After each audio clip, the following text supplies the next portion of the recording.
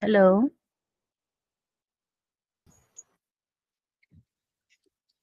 Hello, Muhammad Awais Rashid.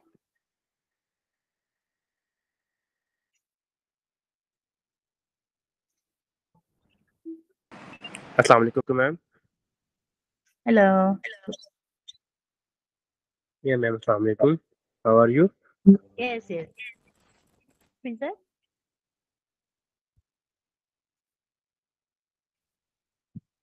Should I start, ma'am? Yes, yes. Okay. All right. So you can start anytime when you're ready. So let me give that one a good morning or good evening to everyone. So this is ASC. We're doing the English online session for session 5.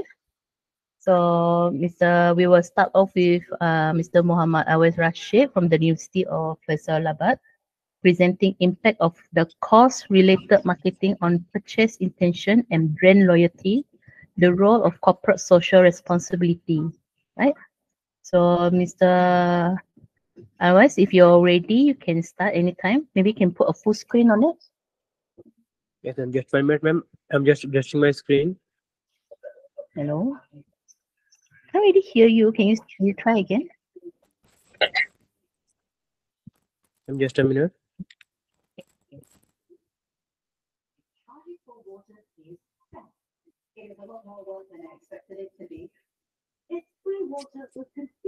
All right. Assalamu alaikum. Yes, yes. It's full time now. My name is Muhammad Abbas Rashid, and I am here to present my research work, the impact of cost-related marketing on purchase intention and brand loyalty, the role of corporate social responsibility. Uh, Excuse me, Mr. Awais, is it possible for you to on your camera? ma'am, I'm using double screen basically. Oh, can you on camera? Yes. Oh, okay, it's okay. In today's dynamic and socially conscious business world, marketing has evolved from promoting products to building trust, ethics, and emotional connection with consumers. Basically, ma'am, the main issue from the traditional marketing, these days marketing has evolved from just promoting products to basically building emotional connections with consumers, building trust, and gaining more traction from the consumers. Basically, uh, these days the companies are basically focusing on promoting their products and gaining more trust and more ethical connection with the consumers and customers. For this concern, I actually focusing on two tools basically, the CSR and CRM. The CSR is basically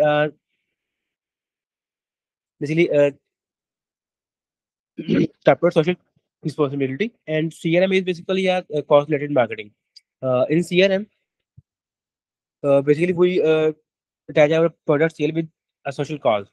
My objective was to examine the impact of cost-related marketing on purchase intention. The second, that to investigate the effect of cost-related marketing on brand loyalty.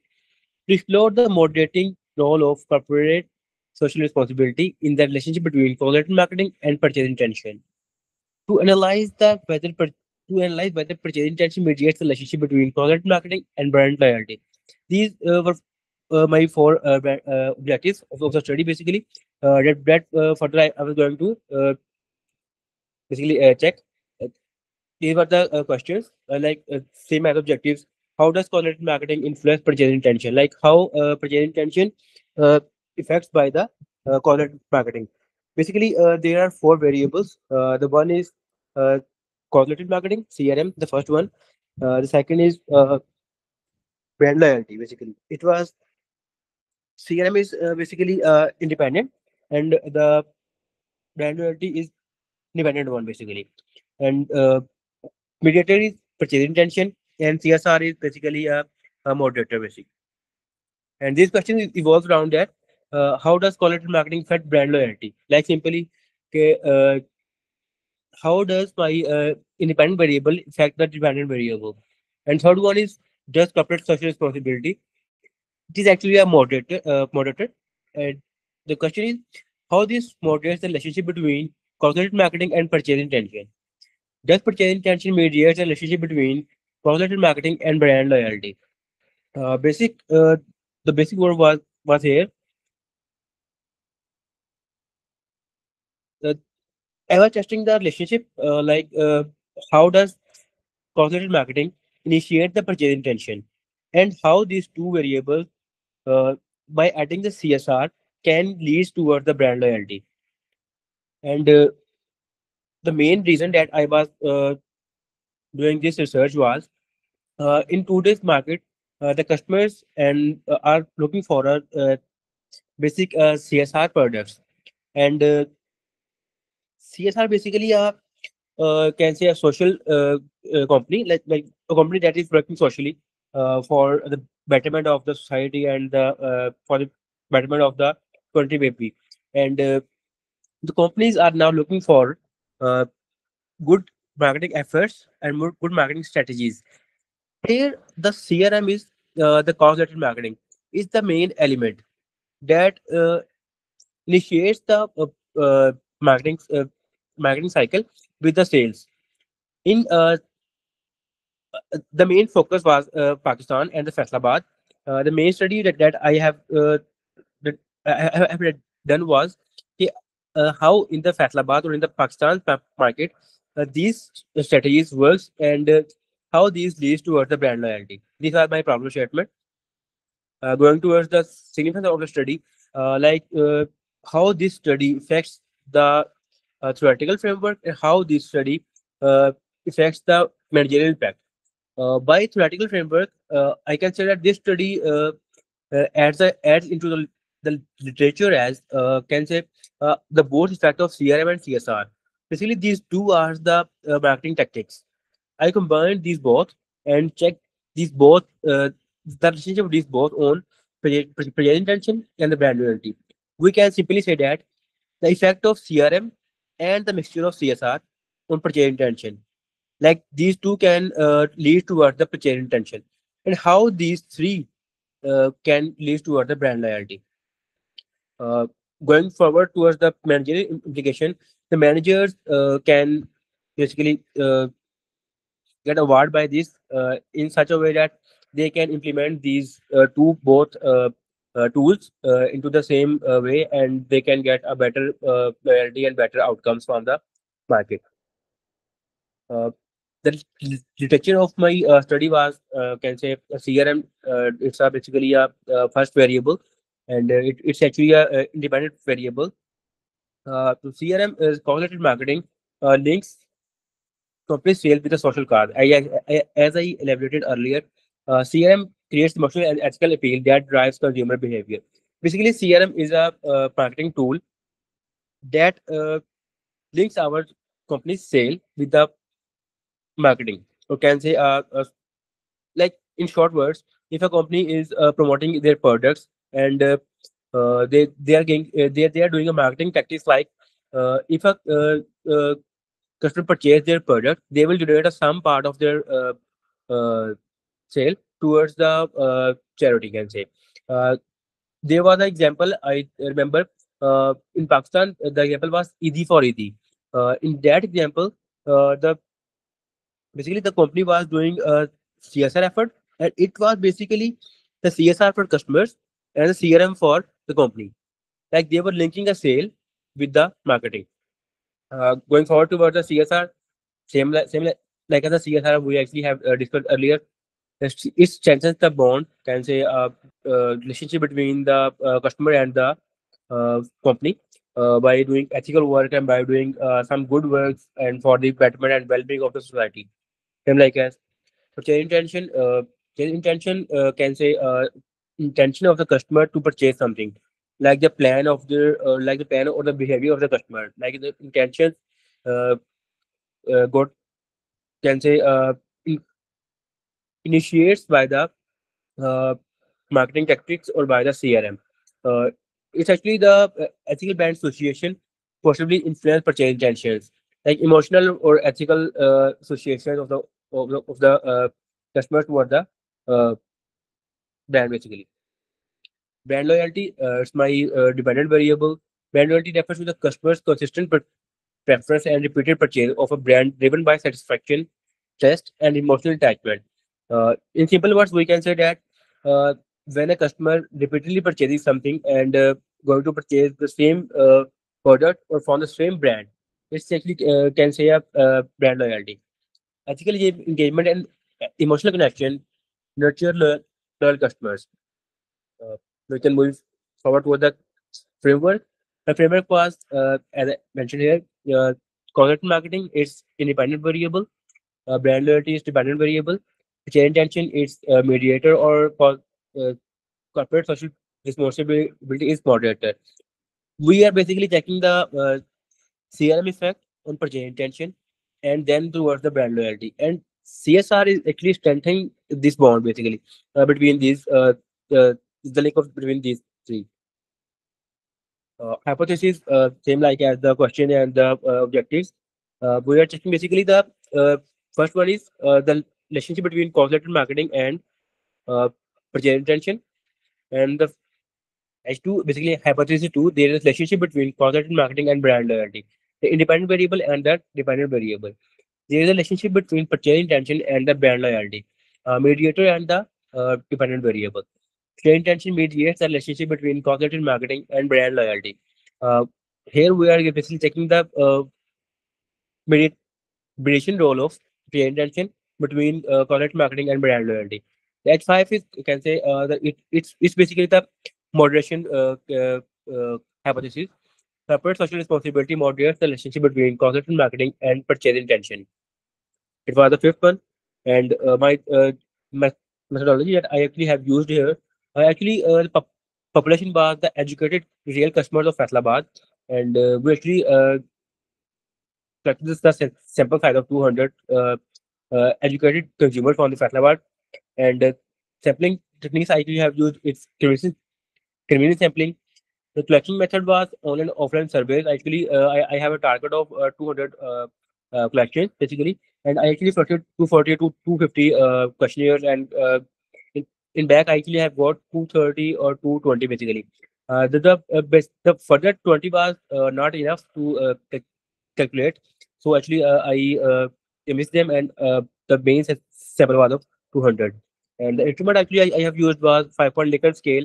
Uh, and the questionnaire basically I actually have adopted from 3 to 4 authors basically.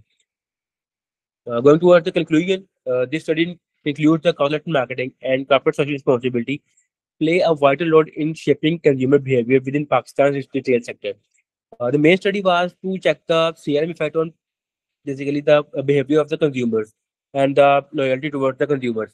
So it was proved that if you use content marketing and CSR both in the same way, we can get a better results, and we can get a long lasting results and good marketing techniques that can strengthen the brand and generate the loyalty towards the customer.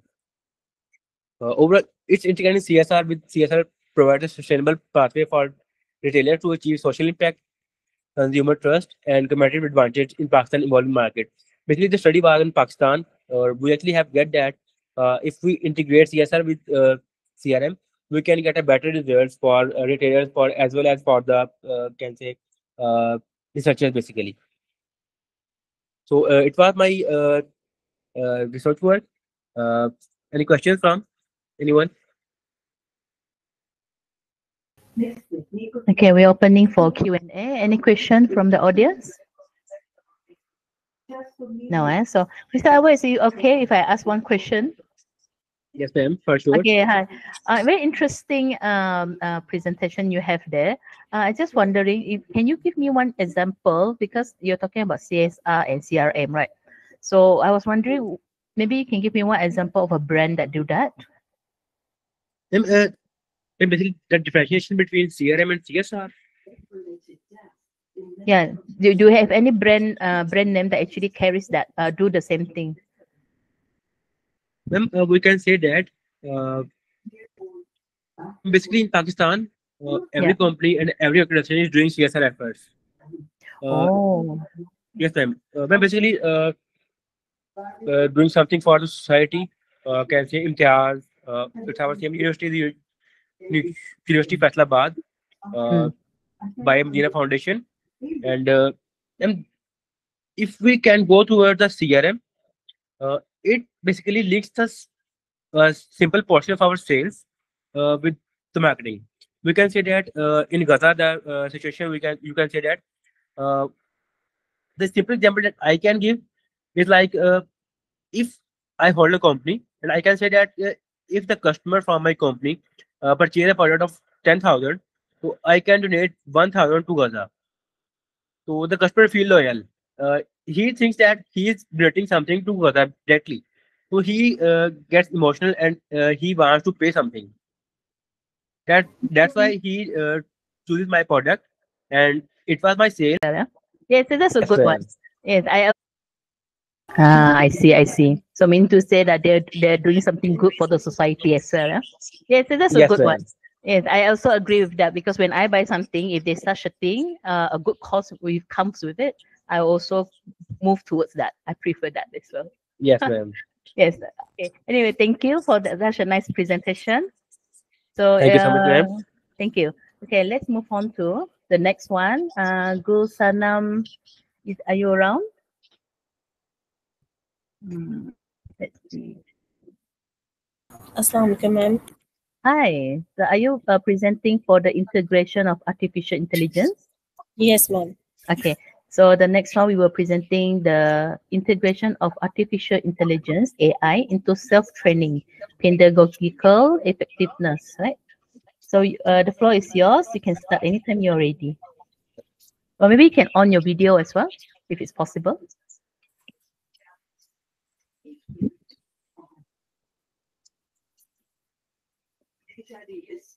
Hi, you So can wait. share your video.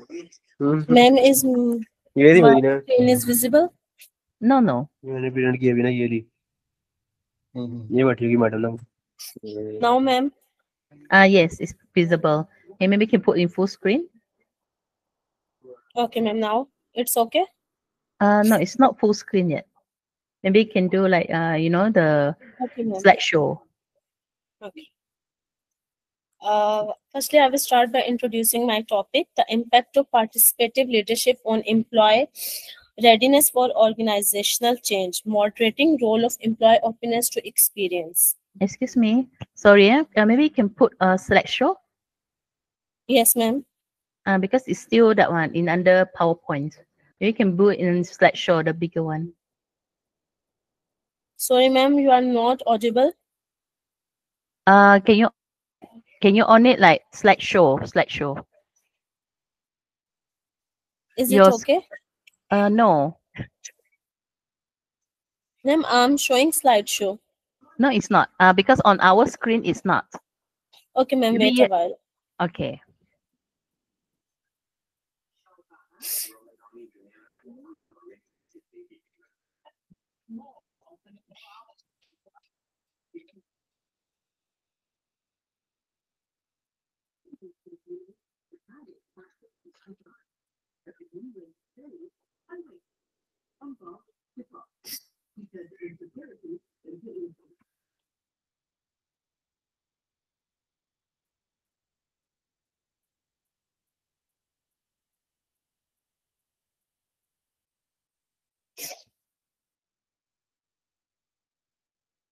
Ma'am, is it okay? No, so I'm sorry, but it's not on slideshow, but it's okay. I think you can just continue. Okay, ma'am. First, I will start with the background of the study. In today's work environment, effective leadership is a critical aspect. It is one of the most critical aspects of improving an organizational performance, according to the House 1996. Employee behavior was appropriate and rewarding to the extent that individuals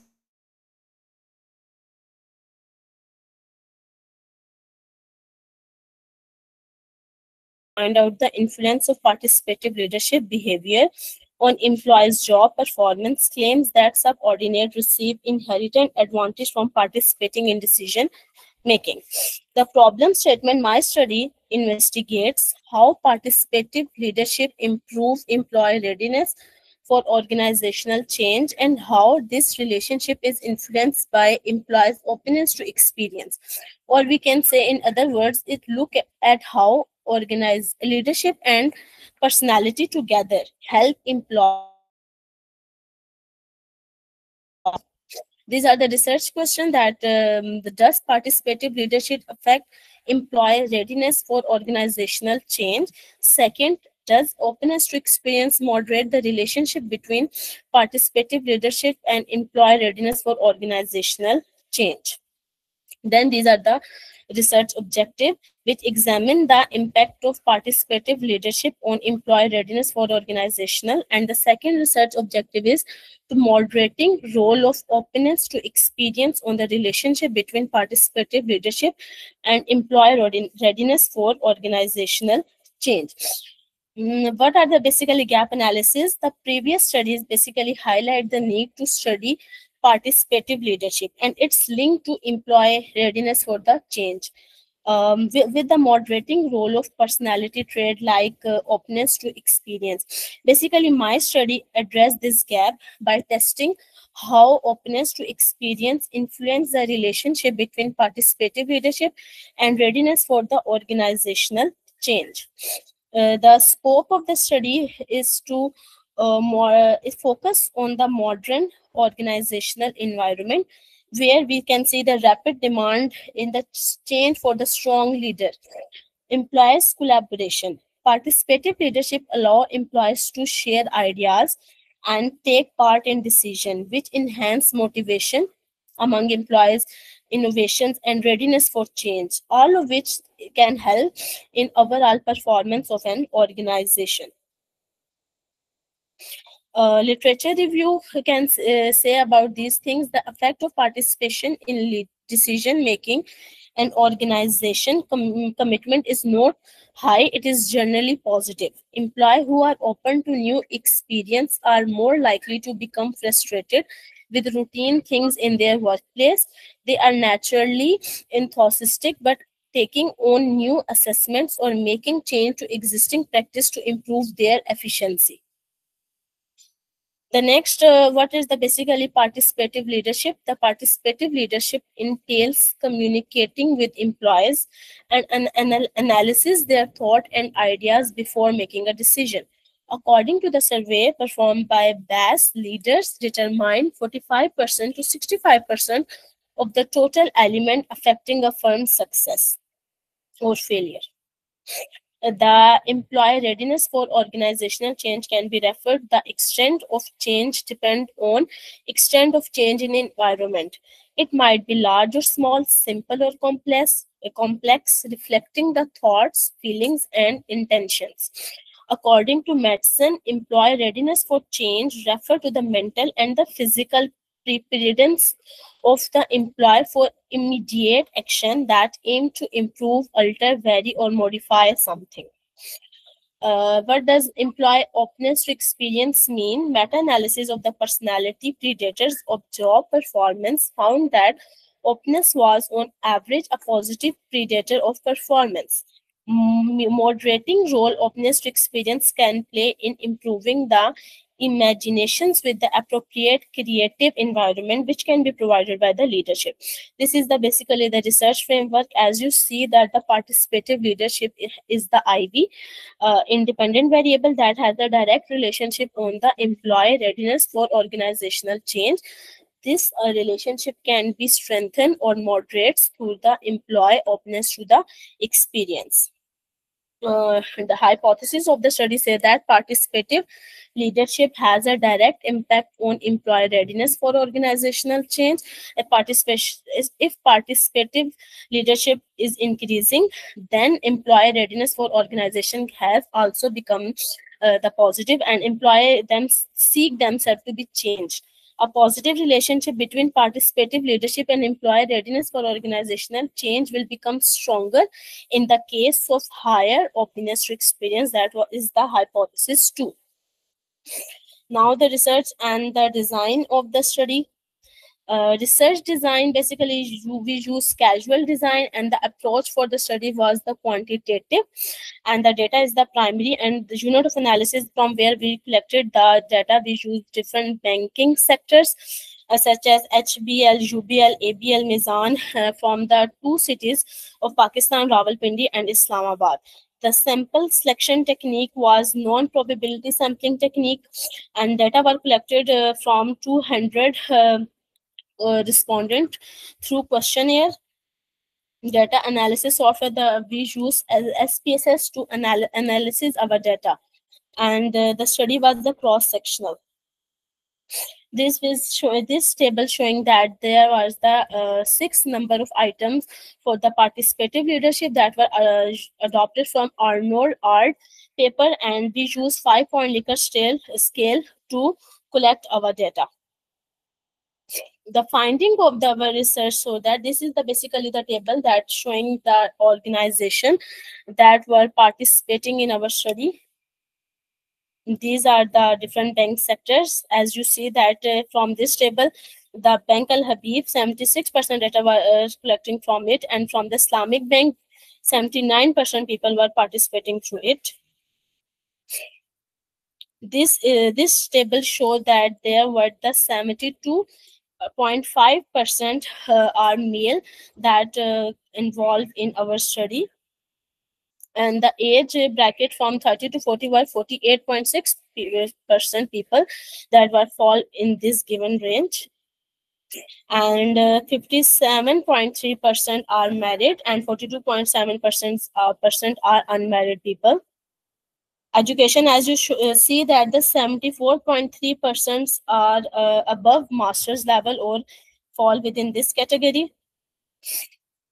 This is the table that's showing the employee experience. They have like 37% employees who have experience from 1 to 5 years. This table is the reliability testing table. As you see the results, cron alpha value show the internal consistency of each scale. As you see, participative leadership has the alpha value of 0.825, and employee readiness for change has 0.896. So all values are above acceptable. The acceptable value is 0.70, which means that the items used to measure each variables are highly reliable and internally consistent. This is the descriptive statistic analysis. As you see, the mean scores range between 2.38 and 2.85 that show that moderate level of agreement among correspondent. The standard deviation value range from 0.87 to 0.90, which indicate a reasonable amount of variation in the responses. Skewness and kurtosis range are within acceptable range. As you see, the range is for the skewness and kurtosis is the 2, and all the values lie within the range. Next, we have the correlation table. The table show the correlation among the variables. The participative leader have the strong positive correlation with the employee organizational engagement. Participative leader, the PL basically is the participative leader, also show a significant positive relationship with employee readiness for organization, EROC, and similarly EOE and EROC are also positively correlated. So basically results showing that participative leadership increased, employees show higher engagement, and confirming a strong interconnection among the study variable. This is the hypothesis testing. As you see that this test is verified because the beta value is in the range, the t value and the significance value all are in the range. So from this results, we are confirming that our hypotheses are acceptable. This is the moderator analysis, and which also show that all the our values are within the given range. So participative leader significantly improve employee readiness, relationship, employee engagement further enhance this relationship, and model explain a good portion of variance that show that all the values are in the given range. So moderator has an effect that strengthen this study. This is the table that's showing that if we have a low participative leadership, then the readiness to change of an organization is also low. But if the participative leadership is high, then the readiness to organizational change is also high. So this objective of the study was to explain relationship between participative leadership and employee openness, experience, and employee readiness for organizational change. Result of collected data prove that participative leadership has a positive and significant effect on employees' readiness for organizational change. Score to our hypothesis one. It's mean one unit change in participative leadership can bring an increase of 60.9% in employee readiness for organizational change. That was the data that we collected from the different banks. As you can see the list of those banking sectors. So contribution to our study. This study is basically first of all, fill the gap which were from the existing studies. Hello, I'm audible?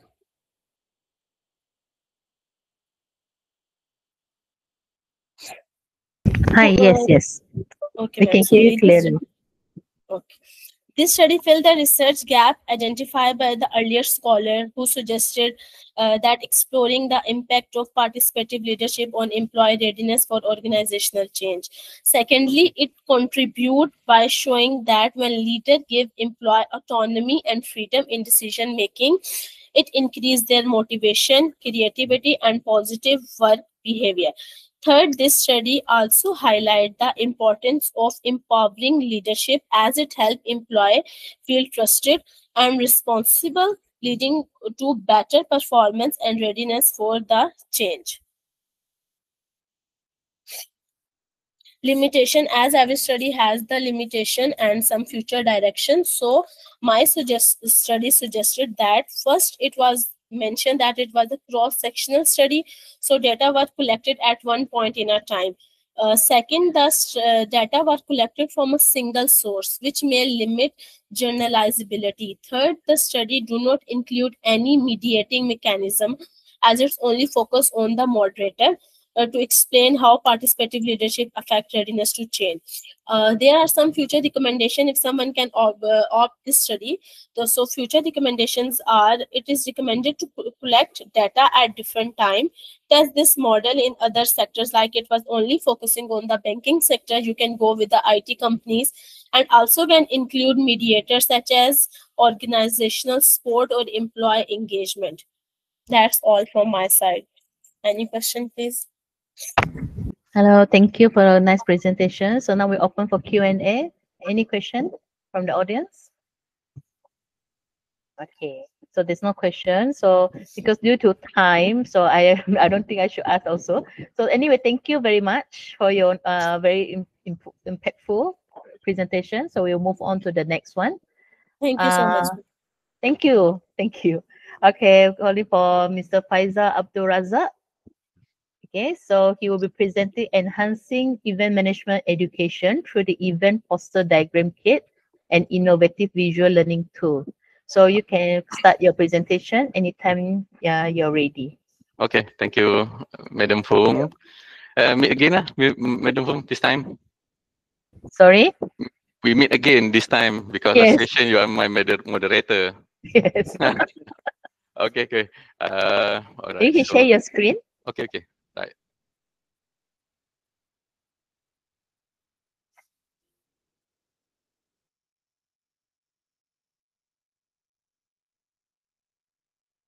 You can put on the slideshow.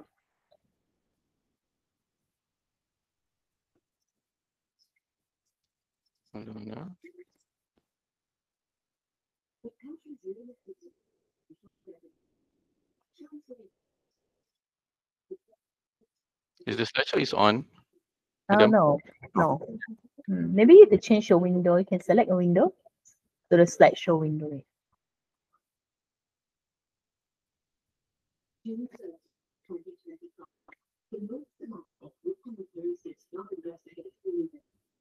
Okay, is it on? Oh no. We still Not see. yet. No. Oh, okay. Maybe you can change the share, but then you select the slideshow. Yeah, I try first one.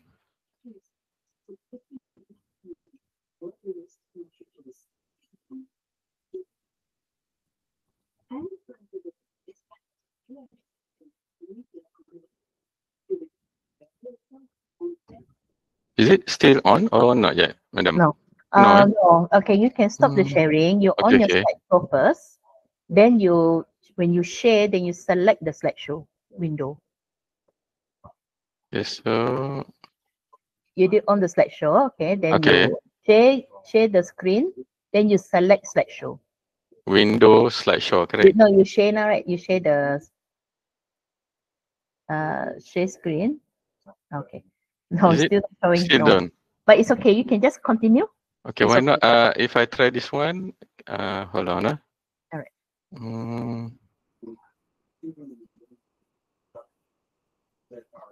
How about this one? This one nicer. Nice. Okay, bye. All right. Okay, hold on. Mm, You can just start, yeah? okay, thank you.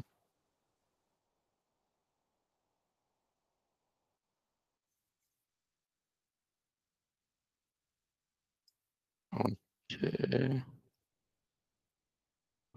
Okay. So evening, madam and all of my friends. Okay, today I'm Faizal from Ben Abdul Razak from Polytechnic Tunku Sek Sirajuddin Perlis. Okay, on today is I actually presenting on my innovation that I have previously has been done with my students. Okay, so this is the outcome of it.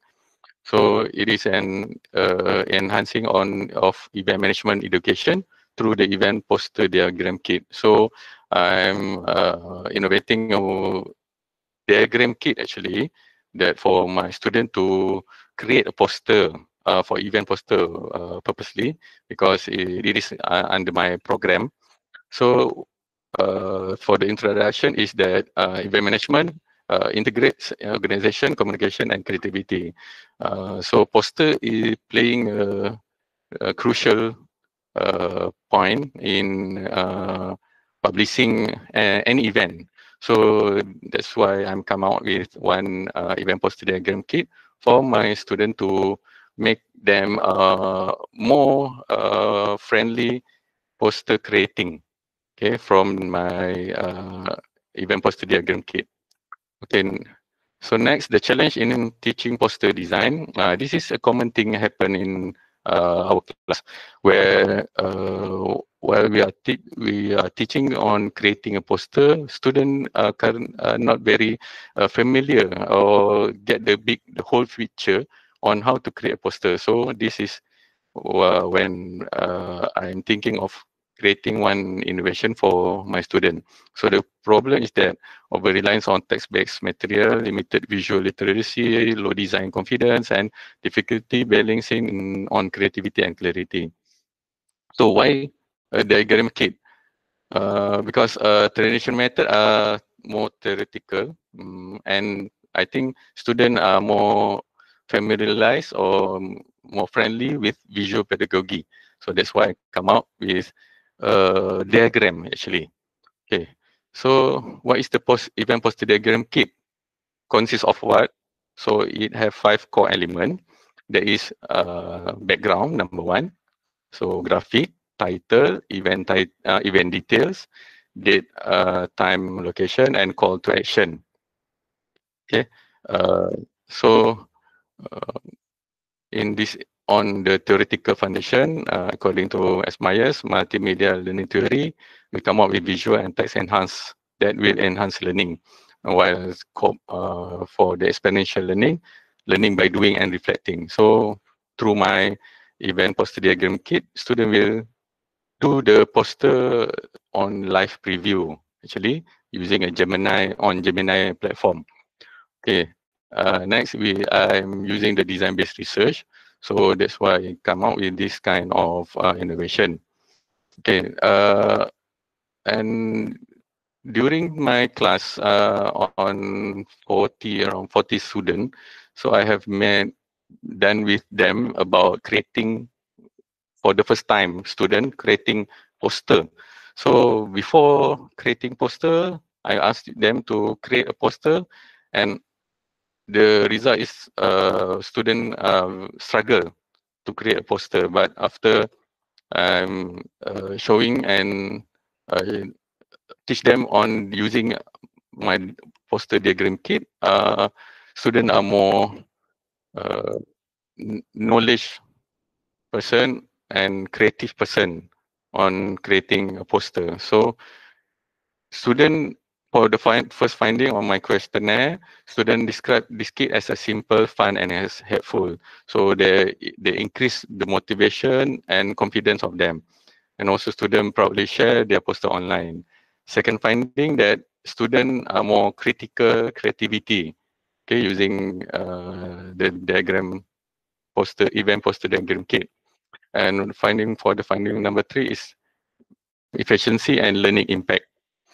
Okay, to compare with the traditional method, it is more practical compared to the traditional method on class with teaching one way. Okay. Next, this is the implication. It enhances creative learning and show how a structured yet interactive approach can effectively foster creativity. Okay, while supporting independent student-centered learning. Okay, for the recommendation for my presentation, my innovation, uh, it can be after this can adopt an event if can adopt in event management curriculum and can we integrate with Canva or any Adobe apps. Okay, and also add AI feedback features and adapt for other discipline, and also to can enable online collaboration. So as a conclusion, Event Poster Diagram Kit shows how structured visual tools can empower students.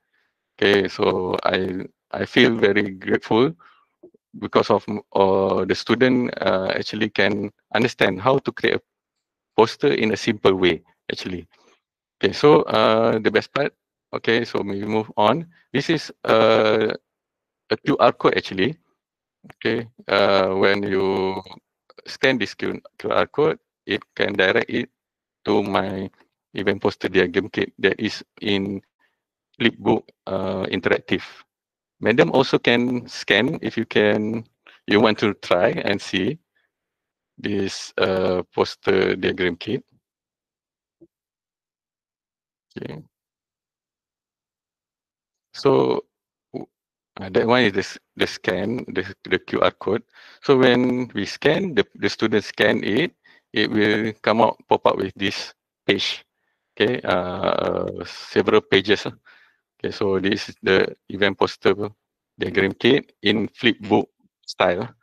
Okay, if madam can scan and reach that one, so it can be flipped on several pages.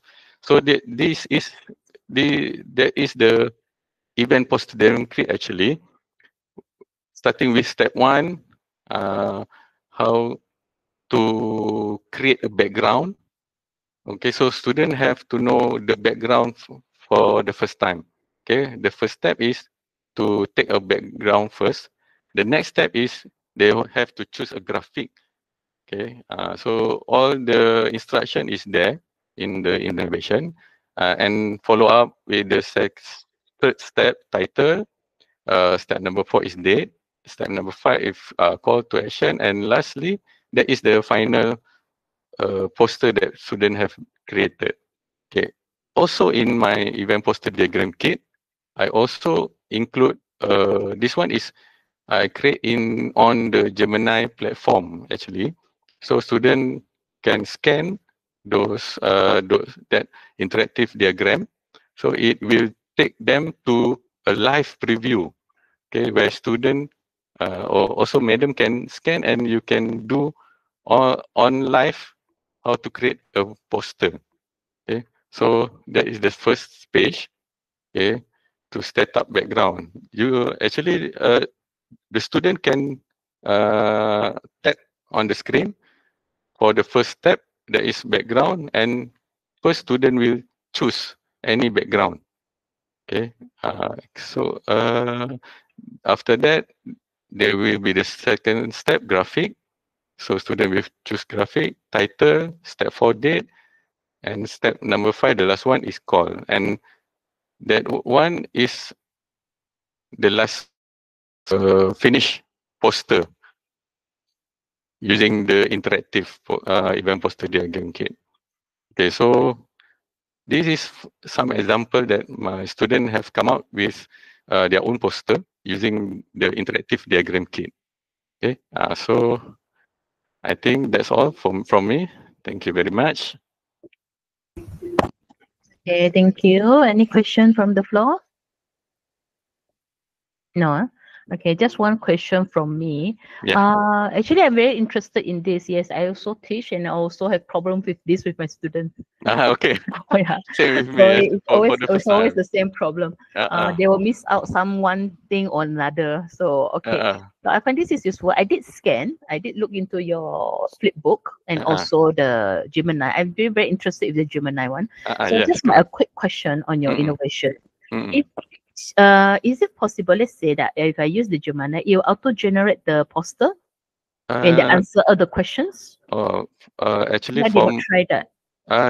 the platform from the Gemini platform, Yeah. eventually it does not print out that poster, but Oh. student can just screenshot from then they can print or whatever they want using a Ah. PDF only or screenshot. Actually, it's screenshot. I But see. I see. because that one is I'm not more on to it, so that it's just stop at that. Okay. Uh, Anyway, thank you very much. So okay. I'm sure this will help a lot. Me, I find it very interesting. You I'm setting up. okay. Madam Fong can use that my QR Yes. code there. All right. Thank You can you. share with your student actually. All right. That's very Uh, nice. Thank you. Thank Thank you. you. Okay. That's So all. we're Thank moving you. on. Thank you. So Bye. we're moving on to Nurul Nisa Muhammad Nasir. Hello, Madam Nurul. All Hello. right. Hello. Hi. Hi, madam. Okay. Can you hear me? Okay, yes, I can hear you. So now we Yeah. will move on with the next topic, design and implementation of a web-based news portal system for efficient digital content management. Okay, Madam Right. Noor, you can start anytime you're ready. Okay. Wait, eh? All right. Kamera. Kamera. Tak boleh. Tak boleh masuk kamera. Kenapa? Video je.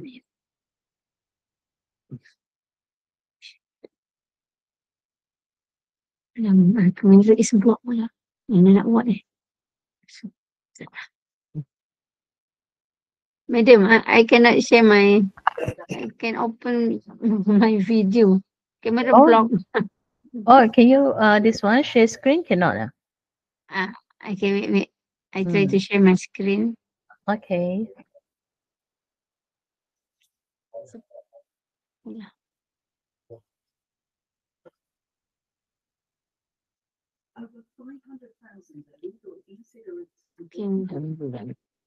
Okay. Yes, I can see your screen already. All right. All right. Then. Okay. I can see it very clearly. You can start anytime you're ready. All right. Do you have a video? Maybe you can on your video as well. So I cannot on my video. The camera is blocked. I don't know where to find to unblock the camera. Okay, it's okay. All right, you can just start. Okay. Thank you. Yes. All right. Okay. Good morning. Good evening, everyone. So my name is Nunisa Muhammad Nasir, and I am from Polytechnic Kuching, Sarawak, Malaysia. So today I'm going to present my research project entitled Design and Implementation of a Web-based News Portal System for Efficient Digital Content Management. See, in recent years, the rapid growth of digital technology has changed how people read and share information. So traditional newspapers are slowly being replaced by online news portals that can provide instant update anytime and anywhere. However, many of these existing platforms still face challenges such as disorganized content, spam comment, and low user engagement. So therefore, this study was initiated to develop a more efficient and user-friendly digital news portal system. Okay, several studies have guided to this project. So researchers such as Arumugam and Hassan emphasize that effective content management is the backbone of any online news system. And Lee found that user interface design directly affects the credibility of news websites. And meanwhile, Zig, Gill, and Click also mentioned that interactive comment features help to increase reader participation. So this finding inspired the focus of this project on usability and engagement. Okay, although for the problem segment, although there are many online news portals available today, several problems still exist. So some systems suffer from performance issues, inconsistent layout, and a lack of moderation in user comment. So this problem reduce credibility and cause users to lose trust. Hence, this project aims to design a system that can solve this issue through better content management, secure comment moderation, and a consistent user interface. So for the methodology, so this project used the agile development method. So agile allows continuous improvement through short development cycles and quick feedback. Right. So the process included requirement analysis, interface design, back-end development, and testing.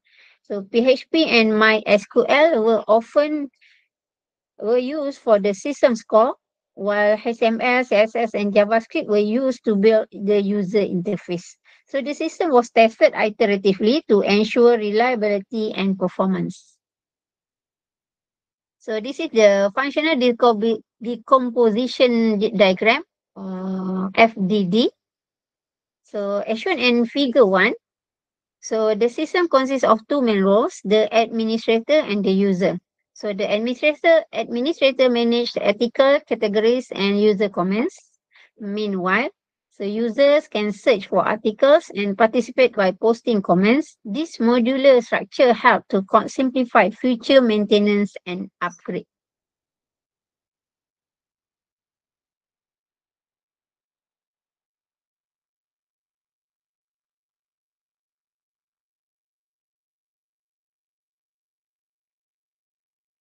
Okay.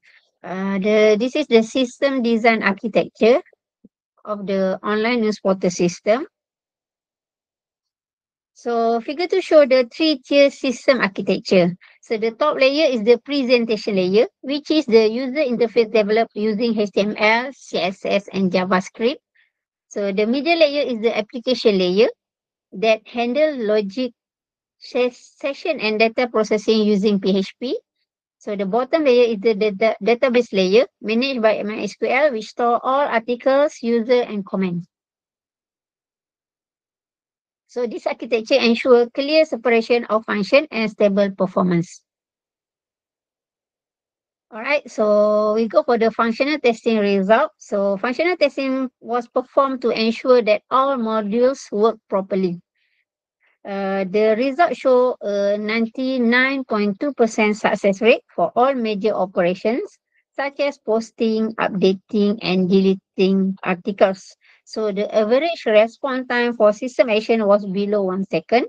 And this result confirmed that the system runs smoothly, efficiently, and without any logical or runtime errors. Okay, for the user acceptance testing, so the user acceptance testing involved 30 participants, including staff and students. So for the finding, the average satisfaction score was 4.6 out of 5 with high mark for ease of navigation, interface design, and responsiveness. Okay, so users describe the system as clean, simple, and easy to use. So this result show that the system successfully meets both functional and usability goals. Okay, based on the testing result, it can be concluded that the system is reliable, stable, and user-friendly. So the PHP MySQL integration provides smooth data handling, while the three-tier design ensures scalability. So the feedback received also prove that user-centered design principles play a crucial role in improving engagement and trust. So these findings are consistent with past study in digital journalism and web application development.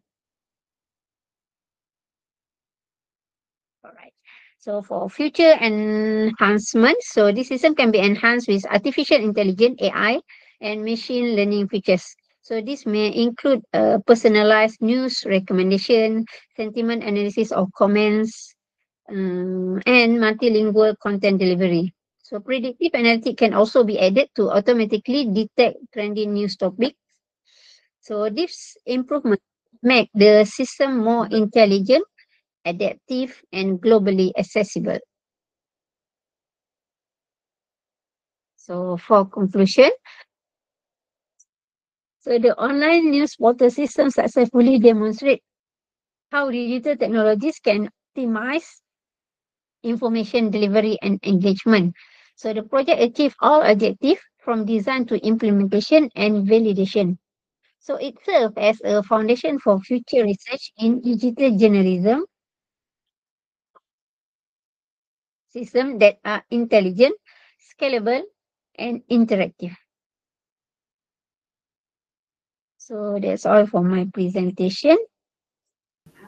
Thank you very much. Any questions from the floor? So we're opening for Q&A now. No one. Okay, so anyway, because due to time limit, so I will just move on to the next one. Thank you very much for the very nice presentation on the news portal. Okay, thank you. Madam, okay. Okay, the next one, we're going for Dr. Chane or Dr. Ali. Hello, anyone from the Istanbul Yes, can I'm speak? here. Yeah. Hello, sorry. Okay, so Mm. we're moving on to the next one with the title Exploring the Impact of Gamification and Social Demographic Factors on Adolescents' Communication Skills and Interaction Anxiety. Insights from the A Day in Nature program. Yes. Okay, so you can start anytime you're ready, sir. Trying to, yeah. There you go.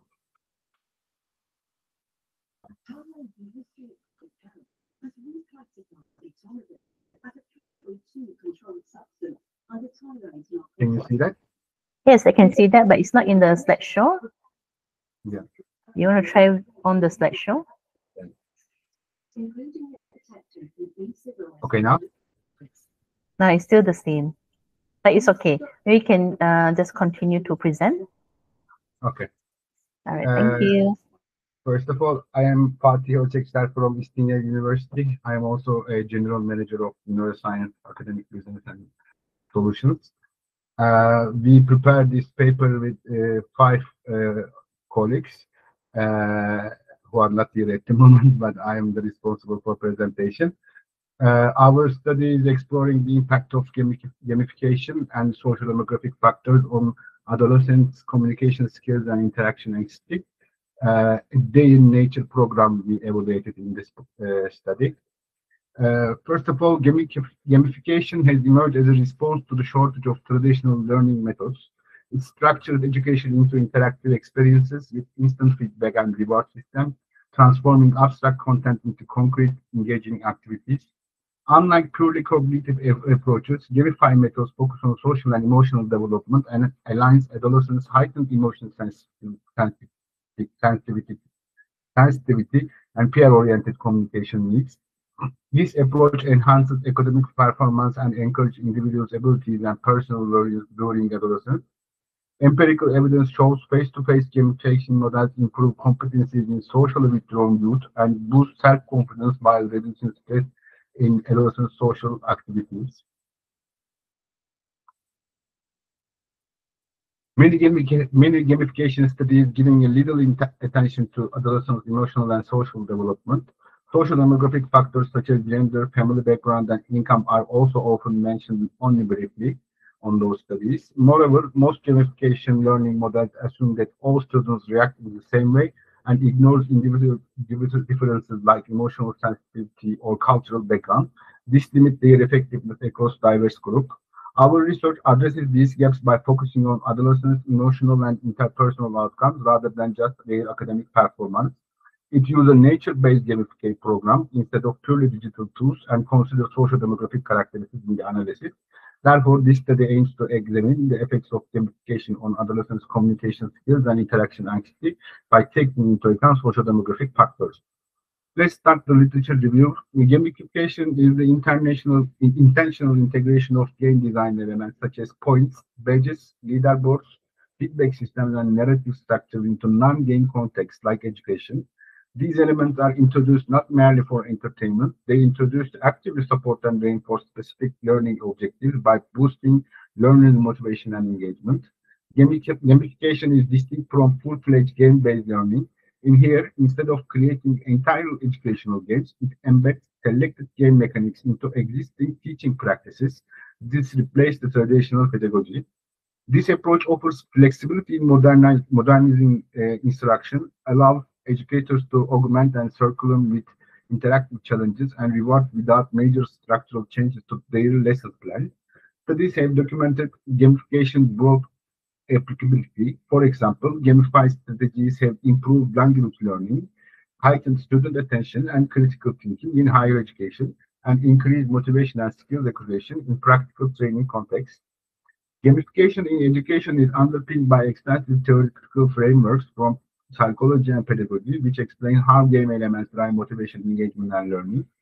For example, self-determination theory posits that fulfilling student needs for autonomy, competence, and relatedness fosters intrigue, motivation, and gamified learning support this by enabling meaningful choice, challenging tasks, and social interaction. Excuse me. Sorry, Yes, sorry.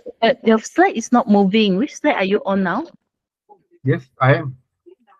Because in our screen it's not moving. It's not moving. Only now it's moving on slide 5, theoretical. Theoretical foundation of Yes. gamification. Yeah, Yes, only now it's moving. Okay, okay. Please continue. Sorry to disturb. no problem at all. Flow theory suggests that deep engagement occurs when the learning skills align with the challenges at hand under clear goals and immediate feedback. Well-designed gamified activities deliberately incorporate this balance. Constructive learning theory also highlights gamification value by viewing learning as an active social process. Gamified classrooms promote collaboration, narrative immersion, and problem solving, shifting students from passive receivers of information to active participants and helping to concretize abstract concepts through real-world simulations. Now it stopped on me, actually.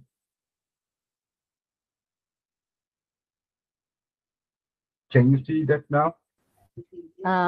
You're now on slide 5.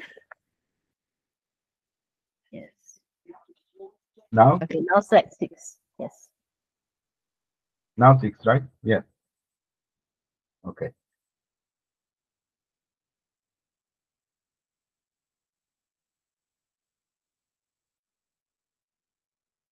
Behavioral learning theories explain gamification's use of rewards and reinforcement. External motivators like points, badges, and level up can shape student behavior through repetition and feedback, and gamification has proven effective in skill-based domains by leveraging such incentives.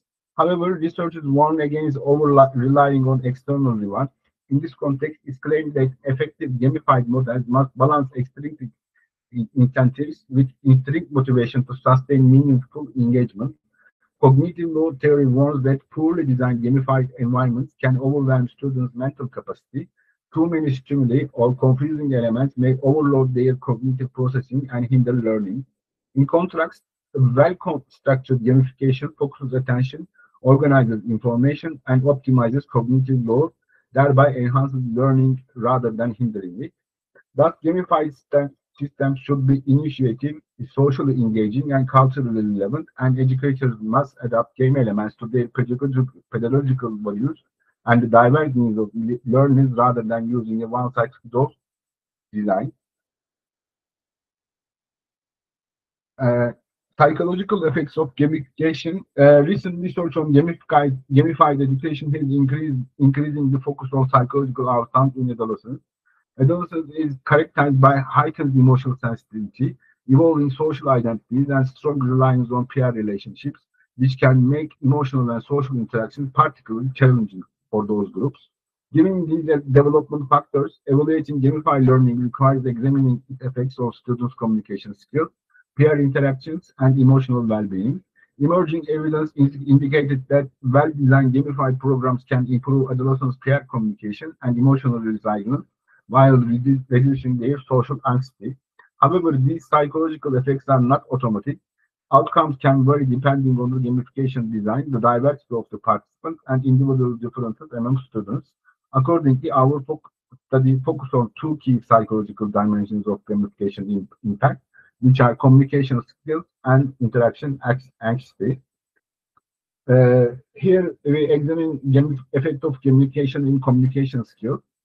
Gamification, Gamified educational environment offers a supportive context for developing these skills. Interactive platforms such as Classcraft, Code, Minecraft, Edu promote teamwork, dialogue, and self-expression and creates a psychologically safe space where adolescents can practice communicating without fear of judgment. Many gamified activities incorporate role-playing scenarios, narrative quests, and cooperative problem solving that push learners to articulate their ideas clearly, listen actively, and negotiate meaning. Square similarly observed that collaborative game-based learning nurtures leadership, builds group cohesion, and enhances shared responsibility. Structured game elements such as based leaderboards and instant feedback can also boost students' intrinsic motivation and sense of community belonging. This increased motivation in turn encourages participation, dialogue, and social risk-taking, helping learning become more confident and articulate in their interactions. Moreover, gamified learning contexts tend to build trust and reduce anxiety. Adolescents often feel about speaking up. This encourages even shy students to express themselves more freely. Despite these benefits, poorly designed gamification can hinder communication. Excessive competition in a gamified activity may isolate some students and interfere with genuine dialogue, inadvertently amplifying social exclusion. Uh, Similarly, Nguyen et al. Warned that gamification must be attuned to adolescents' emotional and development needs. If not, what is meant as an engaging tool could end up causing stress or disengagement. Trinidad and et al. Argued that improving communication through gamification requires more than just adding technology. It demands development and theoretical rigor. Without a sound pedagogical basis, gamified interventions risk reinforcing existing communication barriers rather than breaking them down. Overall, when thoughtfully implemented, gamification holds considerable promise for enhancing adolescents' communication ability. In line with this, we hypothesize that participants in a gamified program will have a statistically significant positive effect on adolescents' communication skills. And another area that we focus is effects on interaction anxiety. Adolescents are particularly prone to interaction anxiety, such as intense discomfort or fear social interaction. Paradoxically, while shy students might find online communication a comfortable refuge, excessive reliance on digital interaction can erode real-life social skills and confidence over time. Gamification offers a promising strategy to help lessen social anxiety by gradually exposing students to interpersonal challenges in a controlled, playful context. By Hello, turning excuse me, sorry. yes, We're now in slide 6. Where are you now? effects on interaction anxiety. Are you which? Okay, now we are now we're moving in slide 11. All right, thank you. Yeah, I'm here. Yes, slide 10. Thank you. Yes, Now please continue. what's happening? I have no idea. uh, by turning intimidating social encounters into structured, goal-oriented tasks, well-designed gamified environments boost peer engagement, self-confidence, and emotional safety for learners. However, if gamification is implemented in an overly competitive or highly pressured manner, it can backfire, heightening anxiety instead of reducing it, especially in perfectionist or competition-sensitive youth. Therefore, we hypothesize that a well-structured gamified program will significantly reduce adolescents' interaction anxiety, which is hypothesis 2, and that as adolescents with stronger communication skills will exhibit lower interaction anxiety, which is hypothesis 3. Uh, we also examine role of social demographic factors in gamification. The impact of gamified learning can differ widely across social demographic groups, since factors like gender, age, family background, and socioeconomic status significantly shape adolescent psychological development and educational experiences. Gender has emerged as a particularly influencing factor. Studies indicate that boys often thrive in competitive gamified tasks, whereas girls tend to prefer a cooperative, narrative-driven game elements. Female students also generally value feedback-based engagement more, while males may be more motivated by status and rewards. Age differences mean gamification design must be developmentally appropriate. Younger adolescents respond well to visually oriented features like badges, progress, avatars, and simple challenges, whereas older teens gravitate towards more complex tasks that match their maturing cognitive abilities. Socioeconomic disparities and access to technology also affect gamified learning. Students from lower income households may lack the necessary device or internet access to fully participate in technology-based gamification, underscoring the importance of inclusive design that accommodates varying resource levels.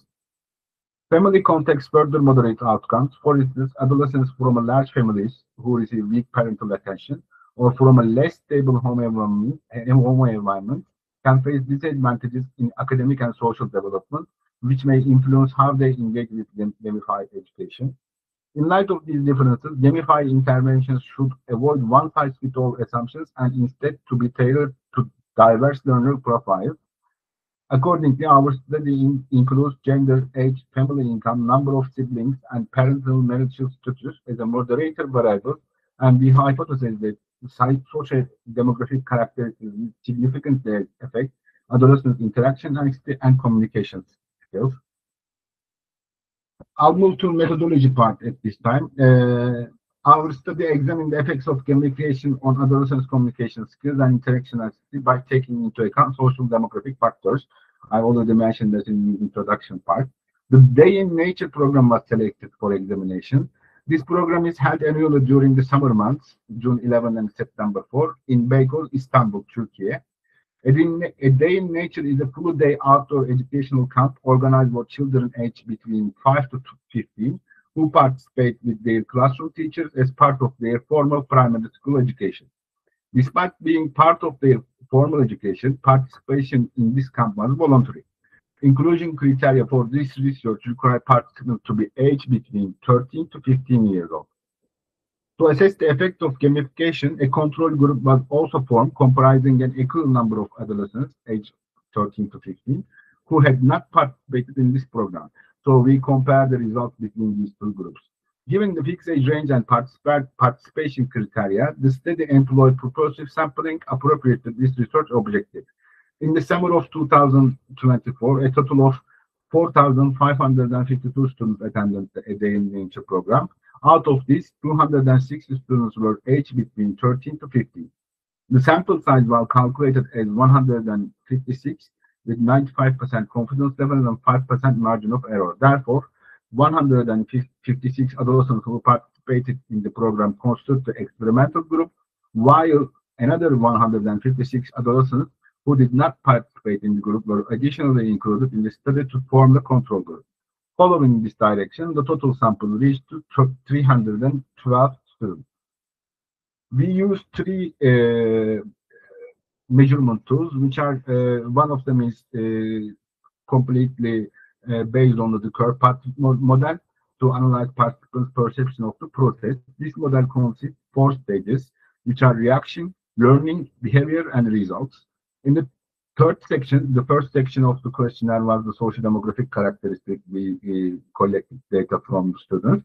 And the third section, Corkut's communication skills assessment scale. This contains the 25 items that analyze adolescents' perception of communication skills. And the fourth section, the interaction anxiety scale by Leary and Kowalski was used. This scale consists of 15 items, aims to measure anxiety in social situations. We use Likert scale for all of them, and 1 to 5 measurement scale was used in our study. In the analysis, we use, first of all, confirmatory factor analysis and Cronbach alpha to evaluate the reliability. And after that, structural equation modeling was applied.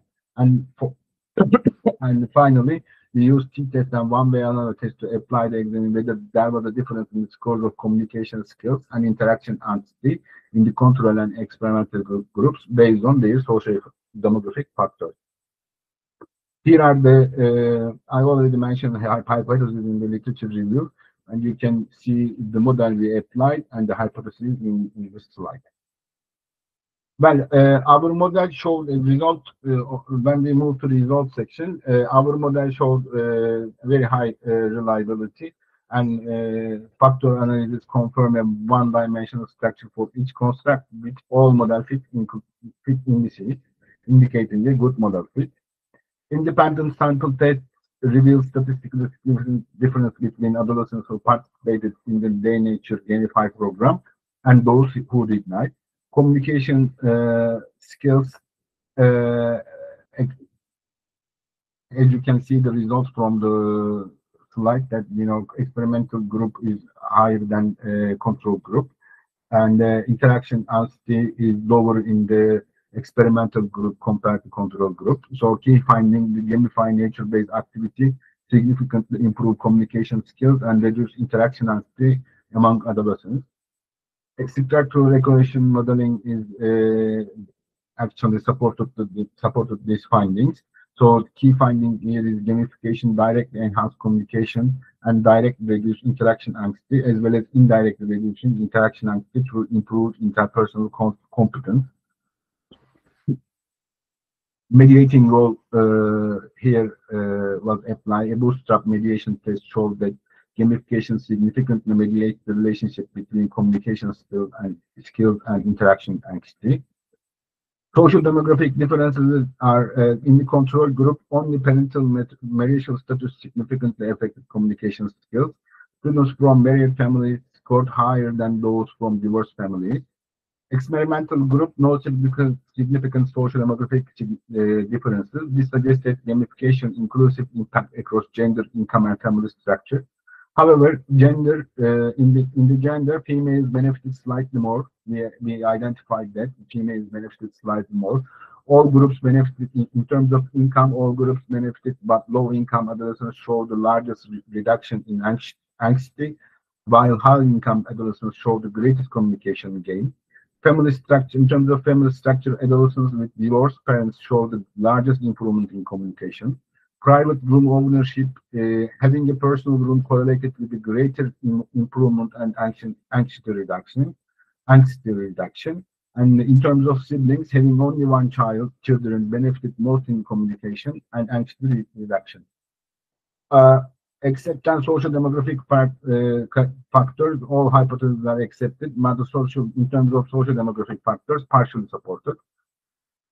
When we come to conclusion, we can say that gamification significantly enhanced psychological outcomes in adolescents, particularly in communication and interaction anxiety. Its effectiveness transcends socio-economic differences, making it an inclusive pedagogical tool. Female students having only one children and adolescents from divorce or low-income families showed strong positive responses. This indicates that gamification may be particularly beneficial for social or emotionally vulnerable groups.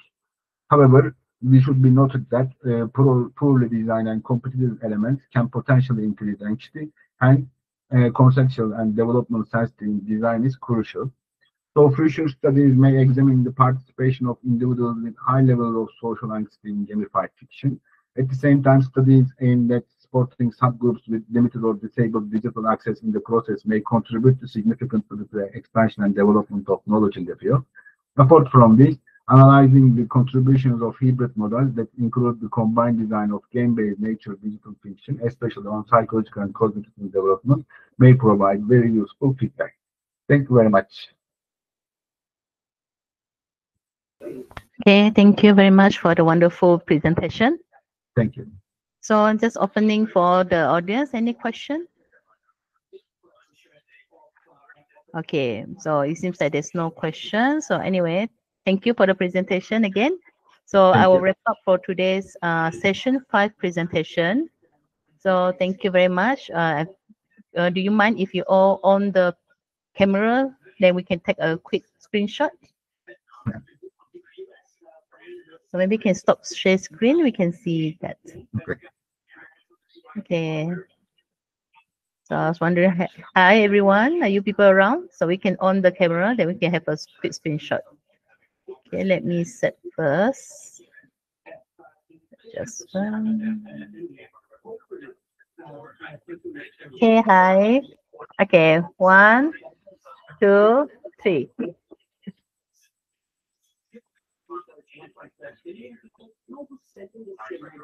Okay, thank you very much. So I'll Thank share this in you. the group. So see you again. Thank you. See you again. This is the room. Thank you.